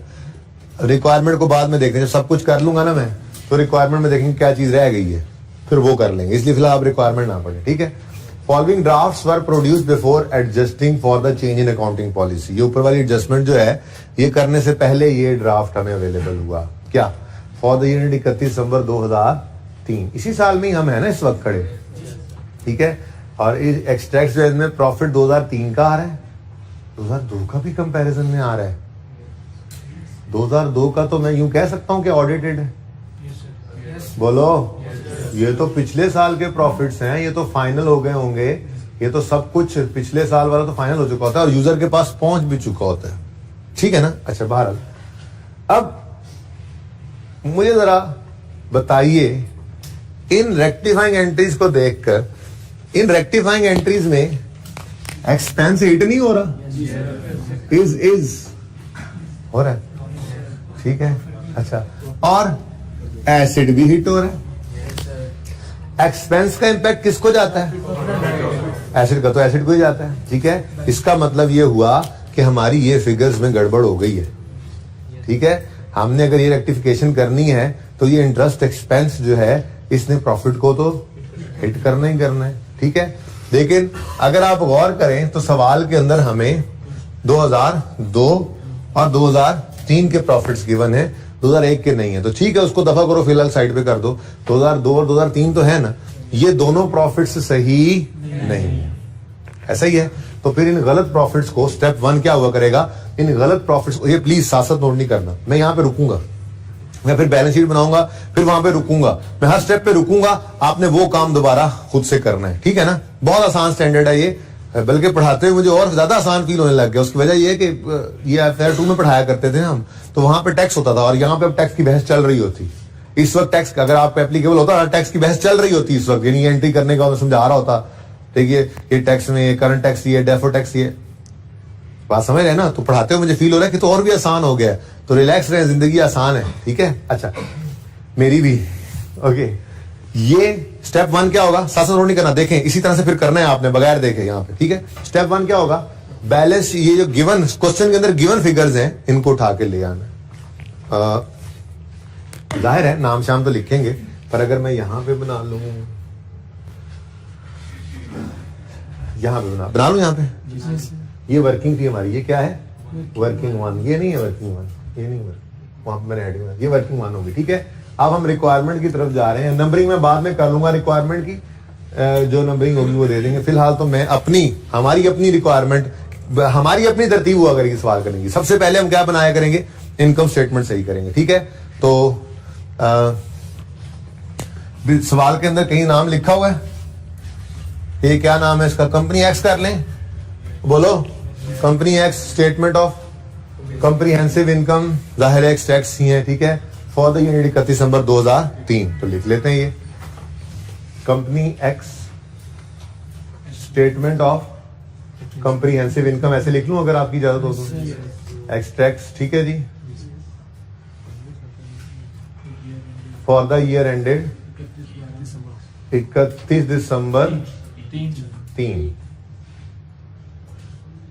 आपने 12 नहीं बोला, अच्छा 31/12 बोला था जी। ये को मुश्किल बात, बेटा जाग जाए, बड़ी इंपॉर्टेंट बात अब होने लगी, ठीक है। अब हमें क्या गिवन है, प्रॉफिट फॉर द ईयर, ठीक है, प्रॉफिट गिवन है। ये प्रॉफिट गलत है क्योंकि एक एडजस्टमेंट हमने की जिसने इसको हिट करना है, ठीक है ना। करेक्शन ऑफ एरर में इसलिए मेरा जोर ज्यादा टाइमिथी वाले सवाल पे रहा, ठीक है ना, जिसके अंदर क्या था, प्रॉफिट की एडजस्टमेंट, ज्यादा जोर उसी में दे रहा था मैं। बहरहाल प्रॉफिट फॉर द ईयर है 380 2002 का और 455 2003 का। अब ये देखो क्या करेंगे, हम यहां पे लिखेंगे प्रॉफिट्स, ठीक है जी, प्रॉफिट्स, और यहां पे 2002 और 2003। तो स्टेप 1 क्या होगा, सवाल से गलत प्रॉफिट्स उठाएंगे जी। बताओ 2002 का 2002 का 380 और 2003 का 455, ठीक है, डन। ये जी इधर आए, एक दफा फिर देखें गड़बड़ होगी कि नहीं हो गई। एक हमने अकाउंटिंग पॉलिसी का चेंज अडॉप्ट कर लिया है, तो 2001, 2, 3 में चेंज आई। अब एक तो मेरे पास मौजूद नहीं है फिलहाल, 2 और 3 के प्रॉफिट्स तो हैं, तो जो हम एंट्री कर रहे हैं उसमें एक्सपेंस आ रहा है, तो उस एक्सपेंस ने प्रॉफिट एंड लॉस को हिट तो करना ही है, तो ये प्रॉफिट सही नहीं है। तो स्टेप 1 में हमने क्या करना है, इन गलत प्रॉफिट्स को उठाकर यहां पे ले आना। डन, स्टेप 1 हो गया। उसके बाद हम अपनी रेक्टिफाइंग एंट्रीज करेंगे। ठीक है, अब रेक्टिफाइंग एंट्रीज में आए तो एक तो हमारे सामने है नहीं, एक तो नहीं है ना, ठीक है, 2 और 3 है। 2 के अंदर इंटरेस्ट एक्सपेंस, एक्सपेंस क्या हो रहा है, क्रेडिट यानी कम। एक्सपेंस का कम होना प्रॉफिट को बढ़ाएगा या नहीं, तो प्लस 17। ठीक है, आगे बढ़े। 9 का एक्सपेंस कम हो रहा है, क्रेडिट, एक्सपेंस का कम होना प्रॉफिट को बढ़ा देगा, प्लस 9। ये एडजस्टमेंट्स हो गई। ठीक है जी, तो 397 ये इसका टोटल क्या आता है, 464 और यहां पे मैंने लिख दिया 2003। ओके, और 2002 के बारे में क्या कहते हैं, 397। यहां तक को मसला, ये एक्सटेक्स बनाए हैं, बस कहानी खत्म। उन्होंने भी यही दिया हुआ था, इतना काम कर लें बगैर इधर सोल्यूशन पे देखे, इधर क्वेश्चन, ये ऑनलाइन वाले बच्चों को भी ना क्वेश्चन सामने कर दें। एंट्रीज तो हम कर चुके हैं, ये गलत फिगर्स उठाकर लिखे और फिर इसके अंदर रेक्टिफिकेशन करें जल्दी, शाबाश।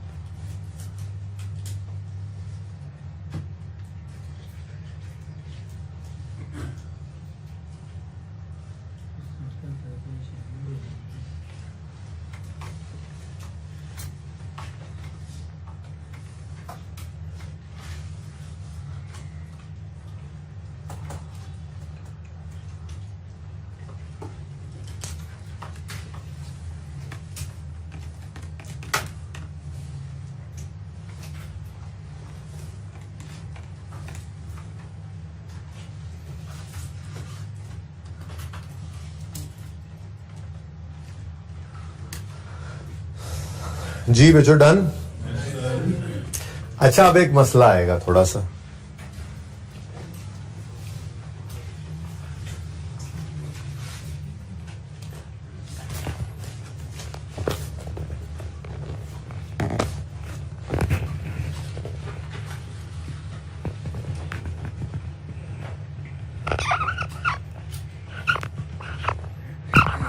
क्या लिखा है मैंने, 2002 बंद रजिस्टर बंद, दोनों के एक जैसे रजिस्टर है, वो दिखाओ। गंदा गंदा करना तो रजिस्टर नहीं।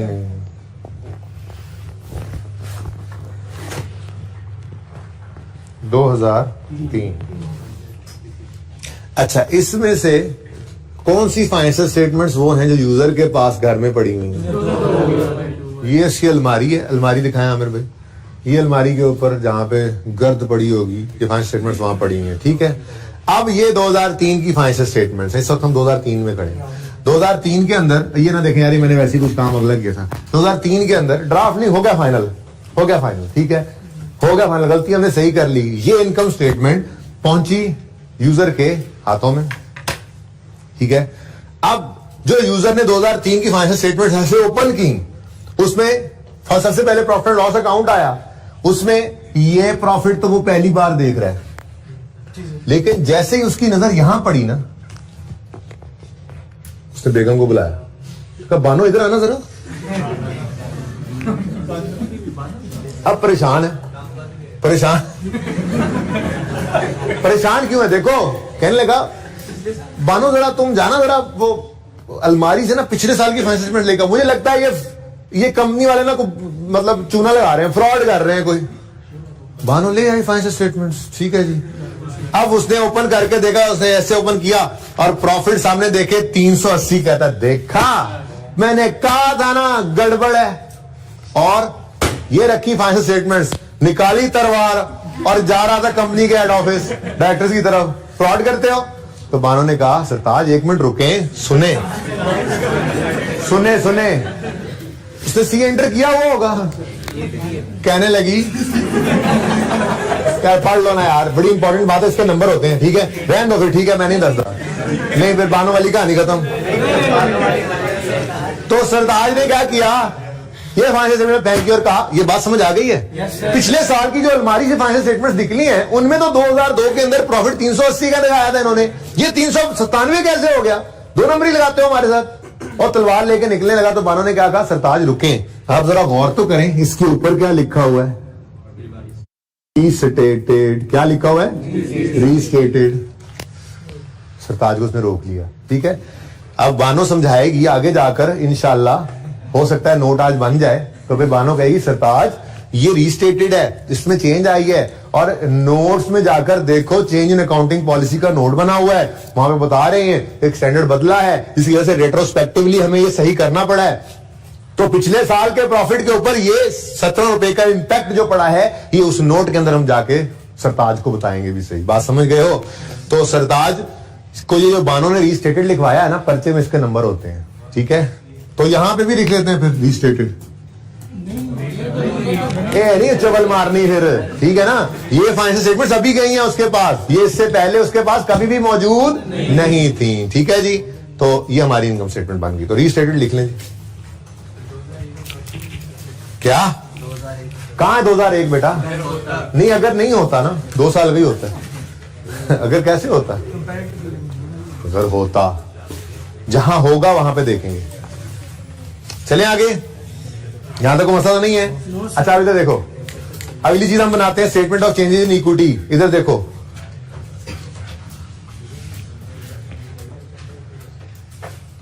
इनकम स्टेटमेंट में गड़बड़ हुई है तो उस वजह से रिटेन्ड अर्निंग में भी तो गड़बड़ होगी, क्या नहीं होगी? बोलो होगी, ठीक है। हाँ एसेट में भी होगी, लेकिन एक तरतीब चलाई हमने आज, थोड़ी सी देख रहे हैं आप कि मैंने इनकम स्टेटमेंट पहले बना दी है, अब मैं statement of changes in equity की तरफ जा रहा हूं, और फिर एंड में मैं बनाऊंगा बैलेंस शीट, और उसके बाद फिर देखेंगे नोट आज बनता है, आज नहीं बने शायद, ठीक है। तो कल क्विकली इतना काम करके नोट भी बना लेंगे और सवाल भी 2-3 साथ कर लेंगे इंशाल्लाह, ठीक है।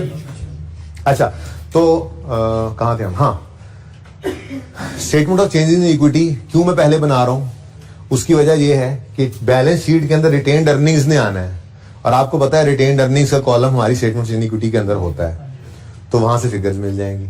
और स्टेटमेंट ऑफ कंप्रीहेंसिव इनकम पहले इसलिए बनाई क्योंकि उसमें प्रॉफिट की फिगर आती है जो मुझे स्टेटमेंट ऑफ यानी इनकम स्टेटमेंट से मुझे मिल जाएगी, चेंज इन इक्विटी के अंदर हम वो लिख लेंगे। बात समझ गया हो ना? इसलिए ये लॉजिकल सीक्वेंस हम यही रखेंगे, इसी को पक्का रखेंगे। हर कोई अपने साथ वाले बच्चे को ध्यान से देखे और अगर सो रहा है तो जगा दे, ठीक है जी। अच्छा, रिटेन्ड अर्निंग्स, रिटेन्ड, सब बच्चे अपने हमसायों का ख्याल रखते हुए देख लें, ठीक है। ओके, सुने सुने सुने बस। रिटेन्ड अर्निंग्स का बैलेंस 2001 31 दिसंबर 2001 का गिवन है, 31 दिसंबर 2002 का गिवन है, 31 दिसंबर 2003 का भी गिवन है, ठीक है। अच्छा, अब हमने statement of change in equity बनाना सीखी है, बोलो। मैंने इसीलिए इस टॉपिक के साथ, वैसे मेरा कैश फ्लो हमेशा से चला आ रहा था, कैश फ्लो, मैं चेंज इन इक्विटी के बाद कैश फ्लो करा देता था, लेकिन इस बार मुझे लगा कि नया टॉपिक आया, ये ज्यादा रेलेवेंट है यहाँ पे करवाना, तो आप देख लिया अभी रेलेवेंट हो भी गया। मैंने आपको स्टेटमेंट इन इक्विटी में कहा था कि 2 साल की स्टेटमेंट इन इक्विटी बनानी हो तो कैसे करोगे? ओपनिंग लिखोगे, फिर क्लोजिंग लिखोगे, फिर क्लोजिंग लिखोगे, कहा था ना, ठीक है। लेकिन ये कहा था जब कहे 2 साल तब, उस वक्त मैंने ये बात भी कही थी, लेकिन एक टॉपिक ऐसा है जिसमें कहे ना कहे 3 में खड़े हैं तो 2 भी लाजमी है, तो वो टॉपिक यही था, IAS 80 था। इसलिए देखो, अगर आप गौर करो तो मैंने 2 साल की स्टेटमेंट इन इक्विटी बनाने की तरफ मैं चल पड़ा हूं, लेकिन सवाल हमारा खत्म हो गया है, कोई डिविडेंड नहीं है, कोई ट्रांसफर नहीं है, सिर्फ प्रॉफिट फॉर द ईयर आना है, इसलिए मैंने ये लाइनें जरा कम छोड़ी। पर आप गौर अगर करें ना तो मैंने यहां पर 1 और 2 लाइंस खाली छोड़ दी, ठीक है। तो फिलहाल इसको खाली छोड़कर ही जरा पुराना काम कर लें, ठीक है। IAS 8 में जब चेंज इन इक्विटी बनाएंगे तो एहतियातन ऊपर 2 लाइनें खाली छोड़ देंगे, यूज हो गई 2 लाइनें, फाबिहा, ना यूज हुई तो खाली पड़ी है, कोई बात नहीं। और ठीक है ना, फीस तो दी हुई थी ना, पर्चा जो इस्तेमाल किया। अच्छा सुनो, अब ये देखो क्या सिखाया, पुरानी बात जो अभी कल परसों कल ही गालिबन बात की है, 2 साल। तरीका क्या कहा था मैंने, 31 दिसंबर 2003 है, तो 31 दिसंबर 2003 को इधर लिखो सबसे पहले एंड पे, ऐसे ही बोला था। अगर ना याद आए तो बताना मुझे, मैं कहूंगा लेक्चर दोबारा सुनो। फिर ये क्या होगा, 31 दिसंबर 2002। फिर ये क्या होगा, अच्छा ये 31 दिसंबर 2001 भी हो सकता है, इसको लिखना चाहो तो 1 जनवरी 2002 भी लिख सकते हो, आपकी मर्जी है, आपकी मर्जी है। ठीक हो गया, सही है। चलो अब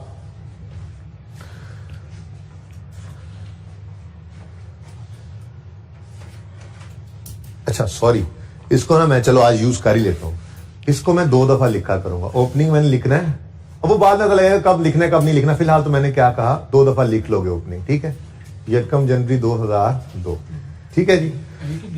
हाँ सेम डेट, ये ओपनिंग, ये क्या वजह अभी पता लग जाता है। 2 मिनट सिर्फ रुक जाओ, सिर्फ 2 मिनट रुक जाओ। मुझे ये बताओ, 1,20,000 31 दिसंबर, ये जो बच्चे परेशान हो रहे हैं ना, इसको 31 दिसंबर लिख लें, बल्कि कहाँ लिखेंगे फिलहाल, यही मैं लिख रहा हूँ आपके लिए, लिख रहा हूँ 31 दिसंबर। तो 31 दिसंबर 2001 पर 120 रिटेन अर्निंग्स हैं, तो 1 जनवरी 2 पर भी 120 ही है, ठीक है। ये रुपीज इन थाउजेंड्स ऊपर लिखना है ना आपने एंड पे ना, ठीक है, सब पे। अच्छा अब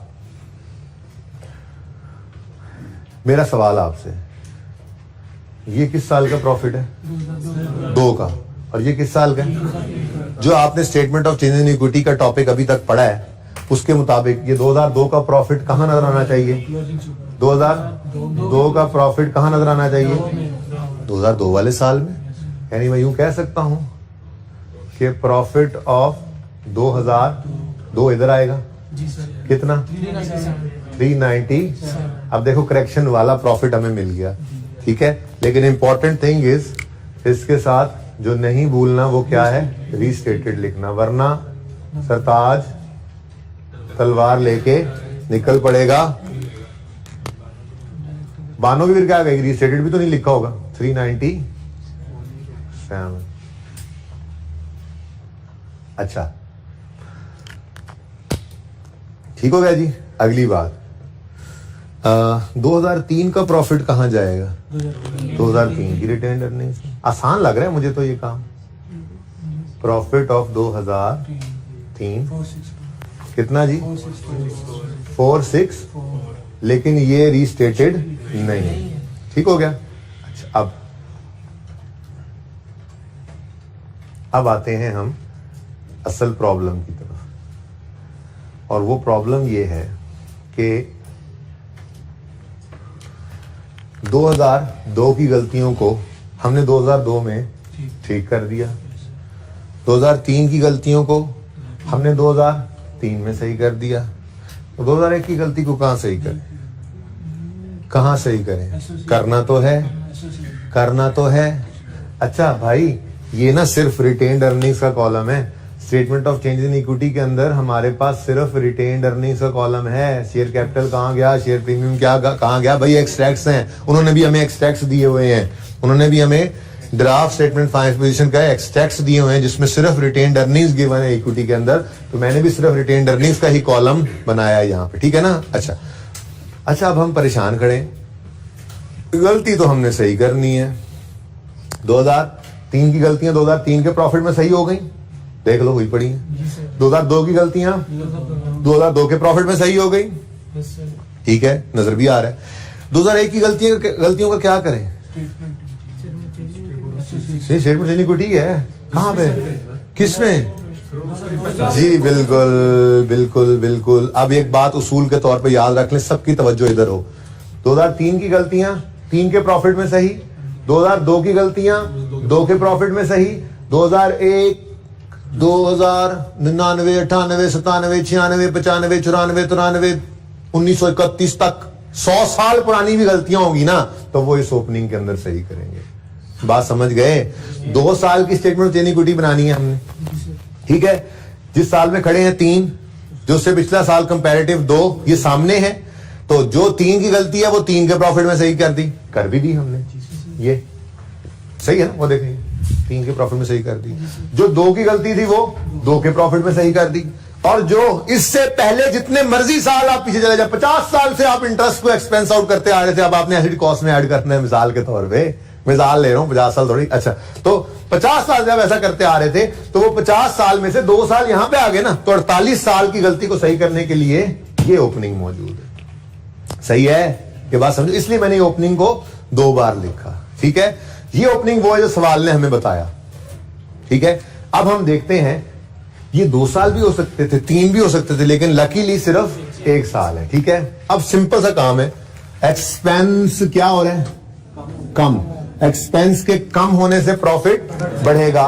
प्रॉफिट का मतलब रिटेन्ड अर्निंग्स ही होता है ना, और ये 120 ओपनिंग रिटेन्ड अर्निंग्स ही है ना, तो हम रिटेन्ड अर्निंग्स को क्या कर देंगे, बढ़ा देंगे। क्या करेंगे जी, कितने से, 15 से। और यहां पे हम क्या लिखेंगे, यहां पे हम क्या लिखेंगे, prior year adjustment, prior year adjustment. Okay, ये बस एक ही लाइन हुआ करेगी। अगर मल्टीपल एंट्रीज हैं तो पता क्या करेंगे, इधर देखो, मिसाल के तौर पे यहां पे होता है जी 25 माइनस होना है, फिर 35 ऐड होना है मिसाल के तौर पे, और फिर 5 ऐड होना है, तो 15 इस तरह से प्लस हम लिख देते। बात समझ रहे हो, लाइन एक ही रखनी है। ऐसे है नहीं भाई, मैंने ये अज्यूम किया ऐसे समझाने के लिए कि ये लाइन हमेशा एक ही रहेगी। क्यों, क्योंकि मैंने आप क्या कहा, 3 की गलतियां 3 के प्रॉफिट में सही करेंगे, 2 की गलतियां 2 के प्रॉफिट में सही करेंगे, और उससे पहले जितने मर्जी साल की गलतियां, 3 साल 4 साल 5 साल 6 साल, वो सब की सब इस ओपनिंग में होनी है, और एक ही लाइन लिखनी है आपने, प्रायर ईयर एडजस्टमेंट। और सारी प्रॉफिट की एडजस्टमेंट जो है ना, प्रॉफिट को बढ़ा रही, कम करी, प्लस माइनस करके, यहाँ पे नेट में प्लस आए प्लस कर देना, माइनस आए तो माइनस कर देना। लेकिन हमारे सवाल में तो एडजस्टमेंट ही क्या थी, सिर्फ एक। ठीक है जी, लो भाई लो भाई लो भाई लो भाई, बता दो बता दो बता दो, 100। लेकिन ये तो पिछले साल का, इधर देखो, इधर देखो, ऑडिटेड, इधर लिख दूं, ऑडिटेड और ऑडिटेड, ये तो उससे भी आगे निकल गई बात भाई। 2002 भी ऑडिटेड था, 2001 तो उस अलमारी की बजाय इस वाली अलमारी में पड़ा होगा, 2001 के फाइनेंशियल स्टेटमेंट्स। सरताज को वो भी याद होनी है। सरताज ने क्या कहना है, 120 की रिटेन्ड अर्निंग्स आई थी। सरताज का काम ही कोई नहीं, वेला अखबार 2 घंटे से पढ़ लेता है बस, ठीक है, फाइनेंशियल स्टेटमेंट्स ही पढ़ी जाता है तो हर कुछ दिन बाद। तो 120 की रिटेन्ड अर्निंग्स, 2001 की रिटेन्ड अर्निंग्स 120 की नजर आई थी। ये इन्होंने क्या कर दिया, तो फिर मानो ने क्या कहा था, सरताज इसके साथ लिखा हुआ है रीस्टेटेड, तलवार रखें और सुकून से चाय पिए, और आगे नोट्स के अंदर नोट भी बनाएंगे ये लोग। ठीक है, जान छुट गई भाई, शुक्र है। आ रहे ऐसी पाजल, अकाउंटेंट ने भी पढ़ना चाहिए उन्हें, आके तू बनाई ने फाइनेंशियल स्टेटमेंट्स सरताज ने। अच्छा जी, अब now only calculator work is left. Wow, fast English is coming जी।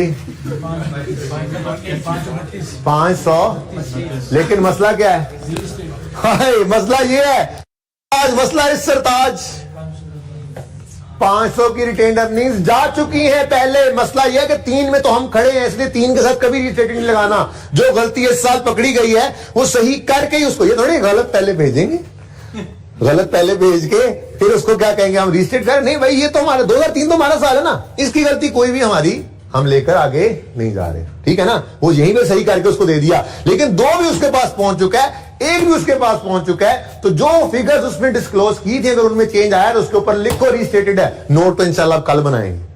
ठीक है, तो फिर ये भी क्या है, क्या टाइम, क्या होगा तुम्हारे टाइम को, बुरा चल रहा है। खैर जरा मैं 532 थले ले आन दो, 532, और ये ऐसे बेहतरीन हो गया काम। ठीक हो गया जी, और सही है। चलो आप बताओ, तो ये इसके साथ रीस्टेटेड लिखा ही नहीं, इस प्रॉफिट ये पहली बार भेज रहे हैं उसको, 2003 का प्रॉफिट पहली बार भेज रहे हैं उसको। ठीक है, और क्लोजिंग 996। शुक्र शुक्र, इसके साथ रीस्टेटेड नहीं लिखना। ठीक है, मैं तो कहता हूं कर ही लो नोट, 2 मिनट लगा के बगैर इधर देखें। इधर क्यों देख रहे हैं आप? इधर तो मैं आगे खड़ा हो गया इसीलिए। भाई कुछ समझ नहीं आया तो क्वेश्चन पूछ सकते हैं। बेटा क्लियर है? आपस में करनी को डिस्कशन कर लो, लेकिन कोई मसला तो मुझसे पूछ सकते हैं। आए।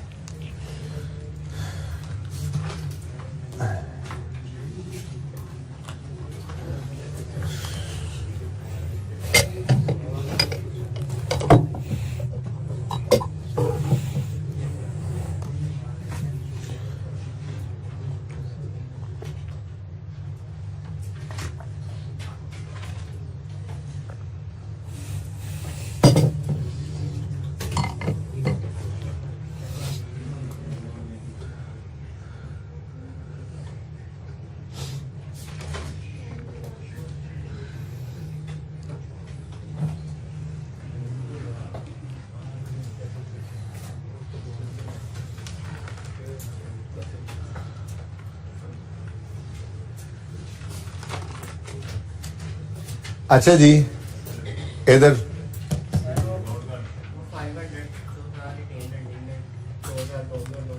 कहाँ है? नहीं है, नहीं है। हमारी रिटेन अर्निंग में 2002 का 532 है और 2003 का 996 है। ठीक है ना? ये फाइनेंस स्टेटमेंट्स जाएंगी यूजर के पास। ठीक है ना? ये 996 तो वैसे ही हमने इस बार नया भेजा ना, ये प्रॉफिट भी नया भेजा। ये 532 के साथ भी रीस्टेटेड लिख के उसको भेजना है हमने। ये वो ड्राफ्ट थी फाइनेंशियल स्टेटमेंट्स, ये फाइनल है अब।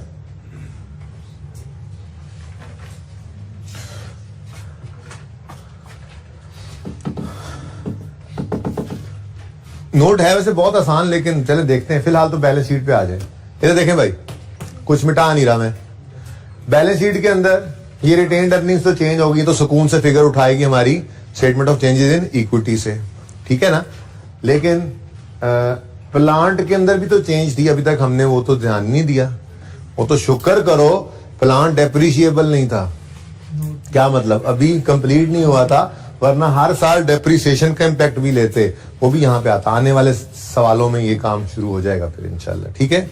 सही है ना? आज तो पहला सवाल है ना, तो सिर्फ चलना सीख रहे हैं हम। लेकिन इस सवाल को ना आपने घर जाके 3 को दफा कर देना है, बस सुकून हो जाएगा। फिर आपको ये बेस आपकी बन जाएगी इस टॉपिक की। अच्छा जी, कंपनी एक्स, नया कोई होमवर्क नहीं। Statement of changes in statement of financial position as on 31 दिसंबर 3 2003 2002 2001। हाँ जी, बस हाँ, इस सवाल के अंदर, इस टॉपिक के अंदर ऐसे ही है। इस टॉपिक के अंदर 2 साल की इनकम स्टेटमेंट बना करेगी, 2 साल की बैलेंस शीट बना करेगी, 2 साल की इनकम स्टेटमेंट बना करेगी, 2 साल की चेंजेस इन इक्विटी बना करेगी। 2 साल की बनी हुई है, देखो ये तो सिर्फ ओपनिंग को एडजस्ट किया हमने। ठीक है ना? और 3 साल की बैलेंस शीट बनेगी। 3 साल की बैलेंस शीट 2003 2002 और 2001। अब एसेट्स में, नॉन करंट एसेट्स में प्लांट है, ऐसे ही है जी। अब 2001, और ठीक है यार, ये ले यार, उधर नहीं लिखा, फिर कहोगे यार ये क्या हो रहा है। CWIP है, मैं कह रहा हूँ, डेप्शन नहीं ना कर रहे। ओके, सादा रखें। 2001 2002 2000। सबसे पहला स्टेप क्या करेंगे बताओ? फिर गलत फिगर सवाल की उठा के अपने सॉल्यूशन में लिखेंगे। 300 450 और 500। 300 450 और 500। कोई मुश्किल काम तो कोई नहीं। अच्छा, अब ना थोड़ी सी मेरी बात सुन लो, फिर ये करेक्शन करोगे। एक एग्जांपल छोटी सी। एक बिल्डिंग बन रही थी, ब्रॉड डाउन 10 रुपए था, फिर एडिशन 15 रुपए का हुआ, क्लोजिंग कितना बन गया? 25। अगले साल ब्रॉड डाउन 25 बना, फिर एडिशन हुआ 18 का, क्लोजिंग आ गया 43। ड्रॉट डाउन 43, एडिशन आ गया इसमें 17 का, क्लोजिंग 60। ठीक है जी। अच्छा, ये एक एग्जांपल मैंने बनाई। चलिए थोड़े इसको बाद में देखते हैं, मैं असल बात जो कर रहा था पहले वो करते हैं। हाँ भाई, 2001 में प्लांट क्या हो गया, डेबिट बढ़ गया, प्लांट का बढ़ना प्लस। ठीक है जी, सही हो गया, बोलो। 2002 में प्लांट कितने से बढ़ा, बस। लेकिन पिछले साल का हाँ, ये बात समझाने के लिए मैंने ये एग्जांपल बनाई है। अब समझो जरा बात को। अज्यूम करते हैं कि यहाँ पे मैं कहता हूं जी एक 2 रुपए का एडिशन कम रिकॉर्ड हुआ है। ठीक है, तो आपने क्या किया, ये जो क्लोजिंग पड़ा हुआ है, ये जो हमारे पास क्लोजिंग पड़ा है 2001 का साल के तौर पे, मैं कहता हूं यार ये 15 नहीं था, ये 15 नहीं था, ये 20 था। हाँ, ये 20 था। 5 एडिशन क्या हुआ, कम रिकॉर्ड। आपने कहा ठीक है, कोई मसला नहीं है। आपने इसको 20 किया तो फिर यहां पर 30 हो गया, बस।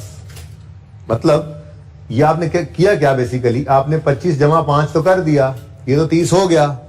ठीक है, लेकिन अगले साल ये 25 तो वही का वही है, जिससे ये एडिशन 18 बन के ये 43 बना होगा। अब मैं कहता हूं अगले साल भी 2 का एडिशन कम था, तो आप अगर सिर्फ 43 जमा 2 करोगे तो क्या बनता है, बोलो। ये 30 बना ना, ये कितना बना, 45। अब असल होना क्या चाहिए था, असल ये होना चाहिए था कि ये क्लोजिंग ओपनिंग बनता 30 और ये 30 जमा 20 50 क्या 30 जमा 20 कितने पे जाता, 50 पे। ये कितने पे आ रहा है, 45 पे। फर्क क्या पड़ा, पिछले साल के 5 का इंपैक्ट इस क्लोजिंग पे नहीं आया। कुछ बात समझ आई थोड़ी सी? किस किस को समझ नहीं आई, मैं दोबारा बताऊं, किस किस को समझ नहीं आई? सुबह दोबारा सुनो ना, ऊपर देखा करो, सोए जो बैठे हो। अभी मैं शक्ल बता रही है कि तुम्हारी नींद अभी तक पूरी नहीं हुई। क्लोजिंग 25 था, इस साल में 5 का एडिशन कम रिकॉर्ड हुआ मिसाल के तौर पे इस बिल्डिंग में, तो हमने 5 यहां ऐड कर दिया, ये 30 हो गया 30। ठीक है, अब अगले साल क्लोजिंग डेट पर हमने कहा इस साल भी 2 रुपए का एडिशन कम रिकॉर्ड हुआ, तो 43 में 2 ऐड करके 45 कर दिया। अब मसला क्या हुआ है, मसला ये हुआ कि जो पिछले साल का 5 इधर ऐड करके इसको 30 बनाया था, ये 30 ऑटोमेटिकली यहां पर तो 30 बन नहीं गया। अब जो उसने बैलेंस शीट बना के दी है, उस बैलेंस शीट में तो ये वाले प्लांट को आपने जब सही कर दिया तो ऑटोमेटिकली ये तो सही नहीं हो गया ना, क्योंकि उसने जो बैलेंस शीट बनाई थी उसमें जो ओपनिंग लिया था वो ये वाला क्लोजिंग था। अब बात समझ आई है, अब बात समझ आई है? फिर सुन लो तीसरी बार अगर समझ नहीं आई तो। अगर आपने ये 5 का एडिशन इधर शो किया है ना, तो सही अगर करना चाहो, सवाल सही करना चाहो, सही सवाल अब क्या बन रहा है, ये कितना हो गया 30, ये यहां पर बनेगा 30, ये बनेगा 20 ऐड किया तो ये 50 होना चाहिए। 45 क्यों आ रहा है, क्योंकि आपने ये जो 5 का एडिशन था ये यहां पर ऐड नहीं किया। ठीक है ना, सादा बात। इस क्लोजिंग को सही करने से, 5 ऐड करने से ये तो क्लोजिंग सही हो गया, लेकिन अगले क्लोजिंग में इस 5 के इंपैक्ट डालना लाजमी है, क्योंकि बैलेंस शीट एज ऑन बना करती है। ठीक है, तो इसलिए जैसे ही हम अगले साल में गए, ये तो 15 था ना 2001 का, जब 2002 में गए तो ये 15 पहले लिखना है और फिर देखना है 2002 में क्या हुआ।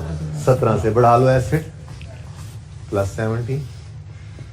अब तीसरे में गए, जैसे यहां पे पहुंच जाओ, तो ये 5 भी लेना पड़ेगा, ये 2 भी लेना पड़ेगा। बात समझे हो? यानी सबसे पहले आपने क्या लिखा, 15 जमा 17, फिर एडजस्टमेंट की तरफ देखा, 9 से बढ़ा लो। ठीक है, तो ये शायद सबसे टेक्निकल बात आज की यही थी जी। 315, 482 और 541। लेकिन सरताज एंड बानो रीस्टेटेड, ये भी पहुंच चुका हुआ है। पुरानी फाइलें तो उस अलमारी में पड़ी हैं, और जो इस अलमारी से उठाई थी ये भी रीस्टेट हो गई। चेक कर लो, चेक कर लो। 300 का प्लान नजर आ रहा है उसको, जो उसके घर फाइनेंस पड़ी। हम कह रहे हैं यार रीस्टेट हो गया भाई, नोट पढ़ लेना, कल बनाएंगे। तो कह रहे कल तक इंतजार करो, कल तक इंतजार करो, हम नोट बना के तुम बता देंगे क्या क्या फर्क पड़ा है। ठीक है ना? ओके, ऐसे ही 450 ही बदल गया। 541 तो पहली बार जा रहा है, इसलिए इसके साथ ऐसा कुछ करने की जरूरत नहीं। और इक्विटी भी तो है भाई, और इक्विटी में क्या है, लेकिन मौज ये है कि रिटेन्ड अर्निंग्स हमारी स्टेटमेंट ऑफ चेंज इक्विटी से मिल जाएंगी हमें। ठीक है, देखो 135, 532 और 996। ठीक है जी, हमारी requirement A statement of financial position ये है, ये रिक्वायरमेंट ए थी, लेकिन हमने इसको तीसरे नंबर बनाया। वजह पता लग गई आपको, रेडीली फिगर अवेलेबल हो गई थी, वरना कैलकुलेट करनी पड़ती है ये भी। ठीक है, हमारी requirement B statement of profit और लॉस, हमने ये पहले नंबर पे बनाई थी। हम अपनी तरतीब यही रखेंगे, रिक्वायरमेंट नंबर बाद में लिख देंगे। ठीक है, हमारी requirement number C statement of changes in equity बनाओ, ये रिक्वायरमेंट सी आ गई। रिक्वायरमेंट डी है चेंज इन अकाउंटिंग पॉलिसी का नोट बनाओ, साथ लिखो कहां पे, इंशाल्लाह कल बनाएंगे। ठीक है, और इससे आगे एक जर्नल एंट्री भी है। अब आप कहोगे जर्नल एंट्रीज ये क्या थी भाई, ये कुछ और है, कल अब समझाऊंगा। ठीक है, तो इतना सवाल कल क्विकली करेंगे, क्विकली इतना करके पहले 10 मिनट में इतना सवाल करके उसके इंशाल्लाह इस सवाल का नोट बनाएंगे, जर्नल एंट्री करेंगे और फिर को फ्रेश सवाल करेंगे। कोई नया सवाल नहीं दे रहा, इतने सवाल को आपने बेशक 3 बार कर लेना है, पर कर लेना है जिंदगी में, तो कल मिलेंगे। अल्लाह हाफिज।